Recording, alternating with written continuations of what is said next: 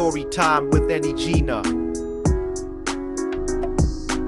It was the night of the full moon when the terror began. The moon was high in the sky, casting an eerie light over the village. When I heard it for the first time, the sound of heavy breathing. It wasn't the wind, nor the rustling of the trees. This was something more sinister, a low, rattling hiss, followed by a sound like something massive sliding through the tall grass. I was lying awake in my hut, the air thick with the smell of damp earth, when I felt it, the presence. Something was watching us. I had no idea then that this would be the beginning of a nightmare that would stretch on for months. A nightmare that would leave the people of our village broken, desperate, and forever changed. Let me start from the beginning though. I am Chikar, a simple man from the village of Ugo Ndu, which means the place of strength. Our village was nestled beside a great river, where the fertile soil yielded the best yams, cassava, and corn. The river flowed with the life of the landfish, water, and the whispers of our ancestors. The trees that surrounded us were ancient, their roots so deep in the earth that no storm could move them. Life had always been peaceful, or at least it had been until the day the python came. It began with the cattle. One morning, I woke to find 2 of our finest cows missing. Their pens were empty, the wooden gates broken as if some enormous force had torn them open. We called a meeting to discuss the matter, gathering around the village square as the sun barely rose, painting the sky with streaks of purple and gold. Who would steal cattle in the dead of night? My neighbor, Okafor, asked. And who could do it without leaving a trace? We all gathered near the pens, where the ground was soft with the morning dew. There, we found deep, wide prints in the earth. At first glance, they appeared to be made by the hooves of a large animal, but there was something wrong about them. They curved strangely, wider than they should have been, and had a distinct pattern, long, winding spirals that looked unnatural. These are no ordinary tracks, said my uncle Obi, his voice low with concern. He was the oldest man in the village, and his knowledge of the land was unrivaled. This is not the work of a leopard or a wild dog. These are the tracks of something much larger. We followed the trail, cautious but determined, venturing toward the edge of the great forest. It was there, at the thickest part of the trees, where the sun barely pierced through the canopy, that we found it. The python was coiled around the body of one of the missing cows, its massive body twisting and undulating like a river of scales. Its length stretched so far that we could barely see the end of it. It was the largest snake any of us had ever seen, its skin a dark, gleaming black with streaks of yellow like molten gold. But it wasn't the size that froze us. It was its eyes, bright, yellow, and gleaming with a predatory hunger, staring at us with an intelligence that seemed almost human. For a long moment, we stood frozen in terror, our hearts racing in our chests. This wasn't just a creature of flesh and bone. This was something far older, far darker. The snake's coils tightened around the cow's body, crushing it effortlessly, its great jaws unhinging in preparation to swallow its meal. And then, it noticed us. Slowly, almost languidly, the python's head turned toward us. Its eyes locked onto mine, and for a second, I thought my legs would give way beneath me. I could hear the faint hiss of its breath, like the wind before a storm, and I knew that if we made one wrong move,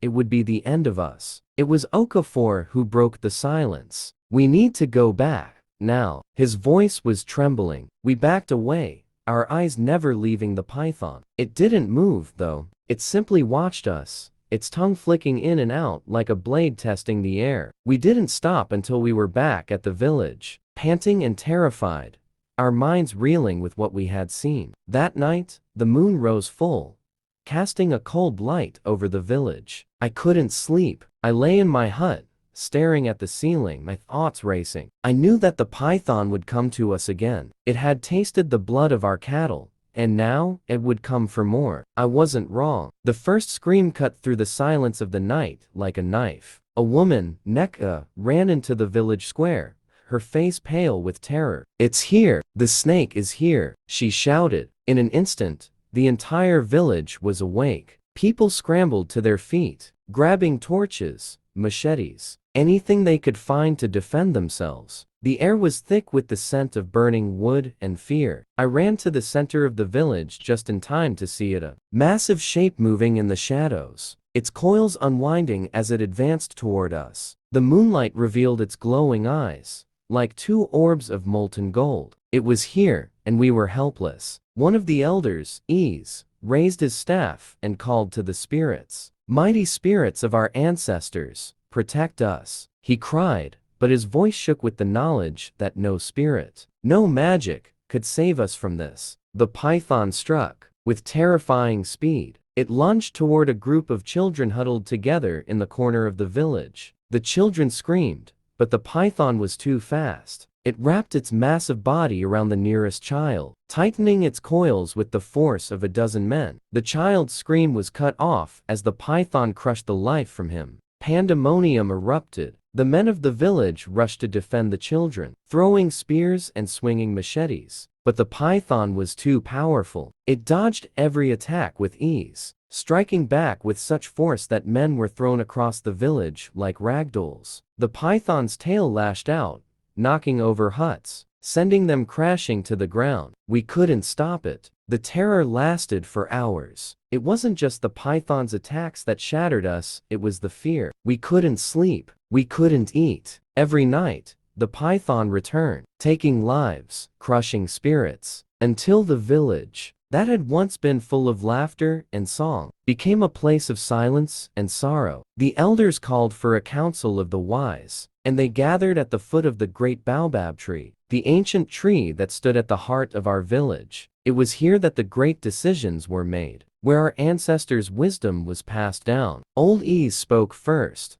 "This is no ordinary creature. It is a spirit of the forest, an ancient power that has been disturbed. It comes for vengeance, for we have taken too much from the land and offered too little in return." His words struck fear into the hearts of the villagers. But there was no turning back now. The python had tasted human blood, and it would not stop until it had claimed us all. The wise ones consulted with the spirits, and they revealed that the only way to stop the python was to offer it a sacrifice, a great offering of life, a tribute to appease the spirits and stop the serpent's wrath. We gathered everything we could: cattle, goats, yams, corn, beads, and precious objects that had been passed down through generations. We placed them at the edge of the forest, where the python had first appeared. But despite the sacrifice, despite our pleading, the python did not leave. The very next night, as the moon rose high, we heard it again, the low, terrible hiss, the rustling of scales in the trees. The python came,